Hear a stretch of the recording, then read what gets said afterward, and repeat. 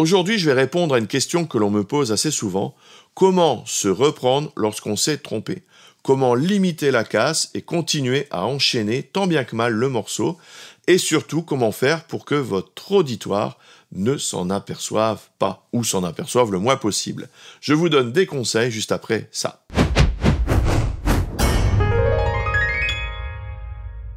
Bonjour, je suis Ludo, fondateur du site lesfousdupiano.fr. Voici la situation.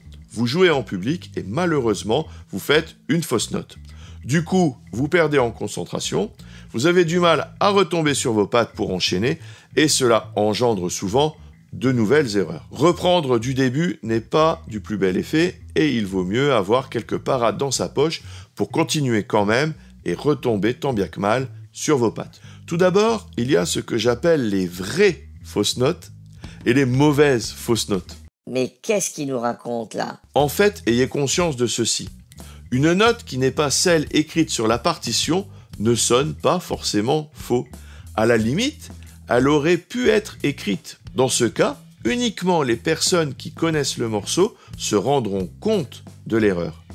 Mais dans la majorité des cas, cela passera inaperçu, surtout si c'est un morceau rapide avec plein de notes. Par contre, si la note sonne vraiment faux, alors là c'est différent. Si vous parvenez à vous rattraper, eh bien tant mieux, et tant pis pour la fausse note, c'est du passé. Mais sinon, cela peut carrément vous bloquer. Le problème vient souvent des doigtés, car si vous jouez une mauvaise note ou utilisez un autre doigt, vous pouvez être en décalage de doigté. Et je pense donc qu'il faut essayer de continuer de jouer, même si les doigtés ne sont pas respectés, jusqu'à ce que vous arriviez à retomber sur vos pattes. Cela peut fonctionner si vous avez bien le morceau en mémoire. Mais parfois, le problème est plus grave et les fausses notes peuvent vous empêcher de continuer. C'est un exercice à part entière que d'apprendre à se rattraper et je trouve que c'est particulièrement important. Je pense qu'un bon exercice serait d'apprendre à jouer le morceau à partir de n'importe quel endroit. À partir du début d'une mélodie, ce n'est pas très compliqué finalement. Par contre, en plein milieu, eh bien là, ce n'est pas facile du tout. Donc entraînez-vous à vous reprendre de n'importe où. Alors je sais, c'est facile à dire, mais pas du tout facile à faire. Donc entraînez-vous. Partons maintenant du principe que vous savez vous reprendre à certains endroits clés du morceau. Le problème sera de combler le trou entre le moment où il y a votre erreur et le passage que vous connaissez. Et là, à mon avis, il y a deux choses que vous pouvez faire. Tout d'abord, vous pouvez jouer des notes de la gamme de la tonalité dans laquelle vous êtes dans le morceau. Cela ne sera pas ce qui est écrit, mais au moins cela sonnera juste et cela pourra limiter la casse. Comme je vous le dis souvent, il faut que vous sachiez dans quelle tonalité vous êtes quand vous jouez un morceau. Si vous avez un problème avec ça, je vous encourage à regarder cette vidéo. Ou alors, vous pouvez jouer des notes de l'accord sur lequel vous êtes, comme un arpège par exemple. Et là, cela fait appel à une notion que je trouve intéressante. Les gens opposent souvent le jeu classique avec le jeu en accord. Or, la musique classique utilise également l'harmonie. Et il est très intéressant de faire une analyse des morceaux que vous jouez.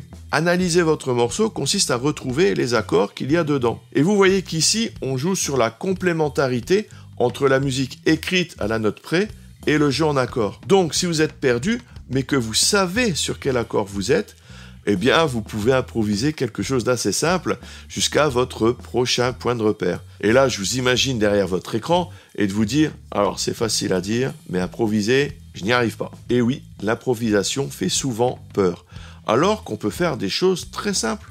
Il faut démystifier l'improvisation. C'est d'ailleurs ce qu'on fait sur cette chaîne et sur mon site lesfousdupiano.fr. Vous pouvez donc simplement jouer des notes de l'accord, faire pourquoi pas un arpège, et si vous savez l'accord vers lequel vous vous dirigez, eh bien vous pouvez faire quelques petites transitions. J'en parle d'ailleurs dans cette vidéo.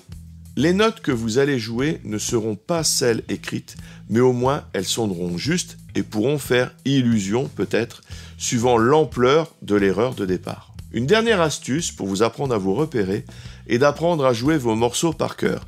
Alors je suis désolé, mais de mon temps, au siècle dernier, oui, même au millénaire dernier, on nous demandait d'apprendre systématiquement nos morceaux par cœur.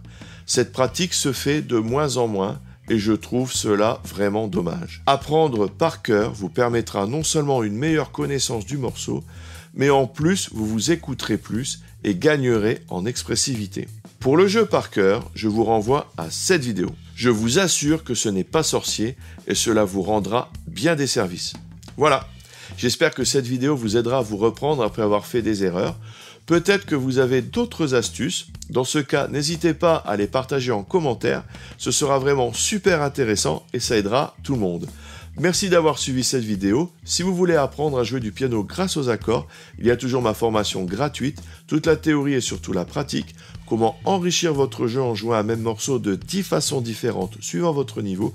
Pour recevoir les guides et les vidéos, vous cliquez sur le lien dans la description. N'oubliez pas le petit j'aime, l'abonnement et la petite cloche juste en dessous. Merci et à tout de suite dans les vidéos bonus. Salut!